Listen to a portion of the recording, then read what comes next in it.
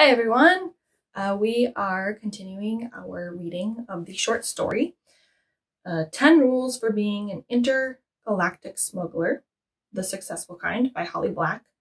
It is from this collection, Monstrous Affections. And we first learned 3 of the rules. The first one was that there are no rules. The second one was that spaceports are dangerous. And the third one is that when someone says they'll pay double your normal rate, they're offering to pay at least half of what you charge them if you knew the whole story. So our main character is on her uncle's smuggling ship. She started as a stowaway, but then got to stay on because her uncle was like, why not? There are no rules. And they're smuggling something, an alien corpse. It's kind of off the books, a little bit dangerous. And it seems as though they've been attacked by space pirates. And our main character is pretty sure that they've killed her uncle, so she's hiding. She found a spot to hide. And so we'll pick back up with rule number 4, which is if your ship gets raided by space pirates, don't hide in the cargo hold, because everybody wants what's in the cargo hold. So we can assume that the place that she found to hide is the cargo hold. Okay.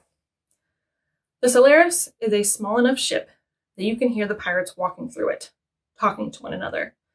You try to count different voices, but all you can figure out is that there are more than 5 and probably less than 10, which doesn't mean that much since they boarded from another ship and there could be any number of them back there. Did you find it? You hear them say over and over again. We've got to find it before it finds us, which doesn't mean anything to you. You wonder if they attacked the wrong ship. You wonder if your uncle got murdered for nothing, for less than nothing, since the credits he got paid are in his bank account and not anywhere aboard the ship. You hear the acceleration of the engines and feel the odd sensation of forward momentum, which means they're probably taking the whole ship, not just gutting it for parts and leaving it to spin endlessly in the void, which would have meant no life support for you. Maybe you'll survive this, you think.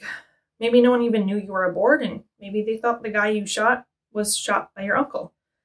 If they docked on a planet, even a terrible planet, maybe you could sneak off and hide in the station.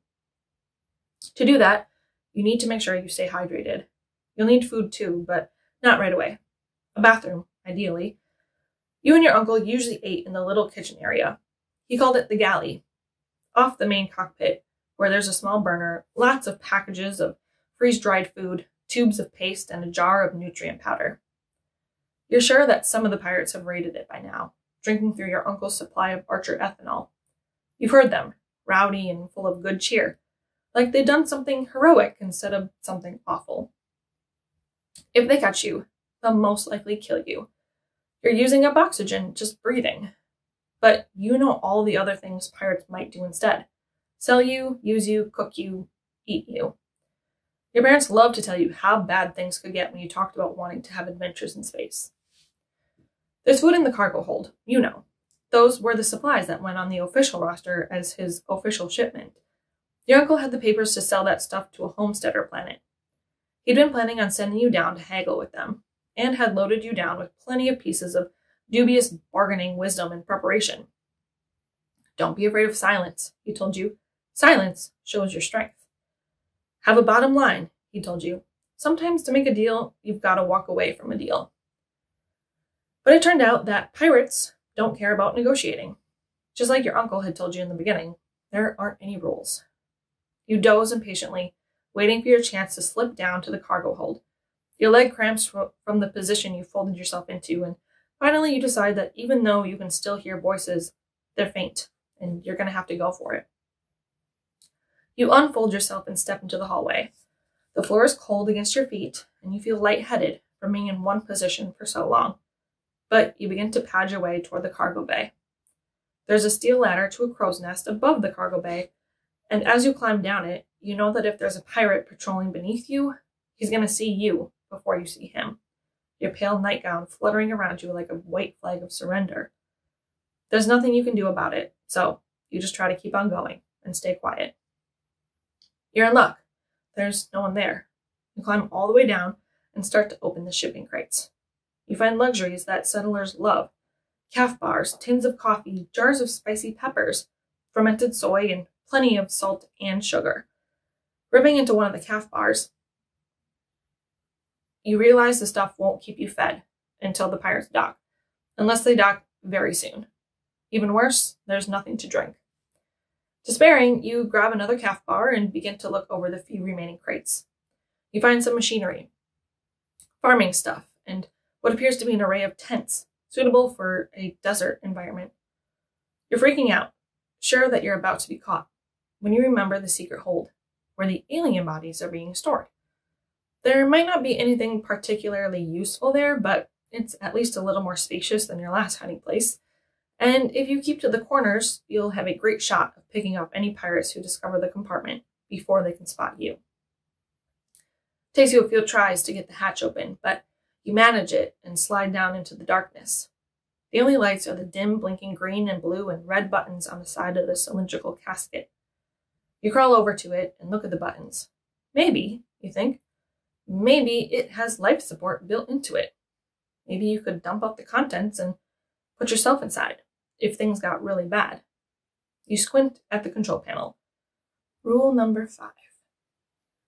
If your ship gets raided by space pirates, and you wind up hiding in the cargo hold, even though you know it's a bad idea, don't go poking through the secret cargo. A square of the shiny white case turns clear, and the inside glows.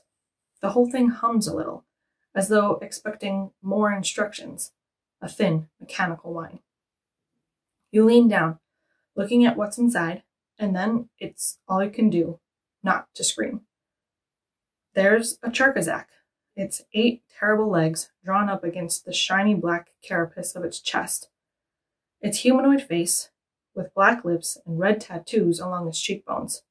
A chest that rises and falls with breath.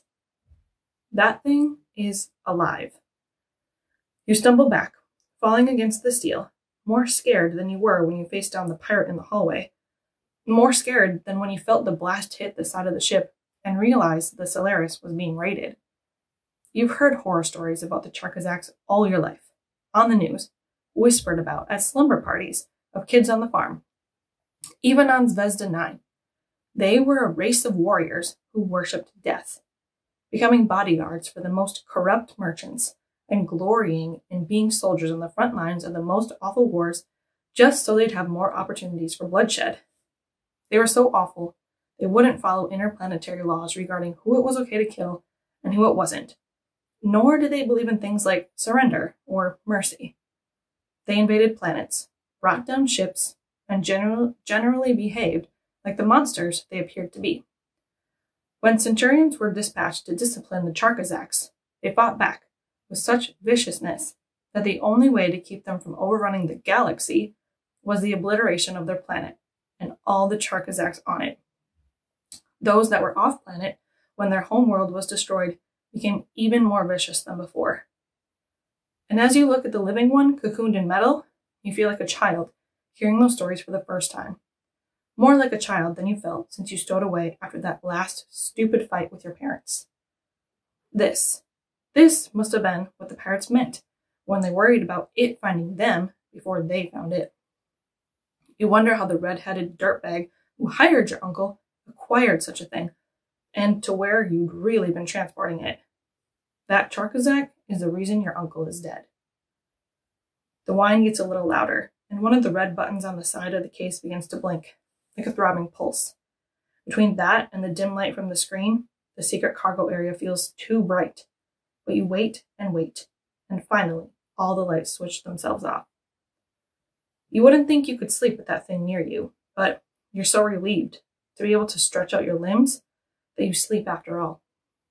You dream of someone calling your name from very far away, and when you wake, your body's stiff with cold and everything is still dark. You realize that you're freezing, and if you don't get warmed up fast, you might be in serious trouble. Tents, you remember.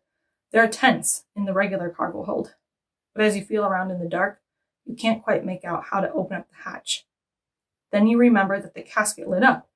Surely that would be enough for you to find the latch by. So you go over and press the green button again. It lights up the case and you try not to look inside. You scuttle up instead and grab a couple of tents.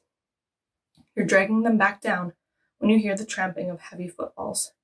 They speed up, like maybe they heard the thud of the material hitting the floor, and you swear under your breath. You move, as quickly and quietly as you can, back under the floor, yanking the cover of the hidden compartment into place. The light is still shining from the casket, and you're afraid that the glow will show through the seams and reveal your hiding spot. You press the green button again, hoping that will turn off the view screen, but it doesn't. The other light, the red one, starts blinking again, and you're panicking, because it's brighter and more obvious than the glow from the casket. Push to open, the red button says.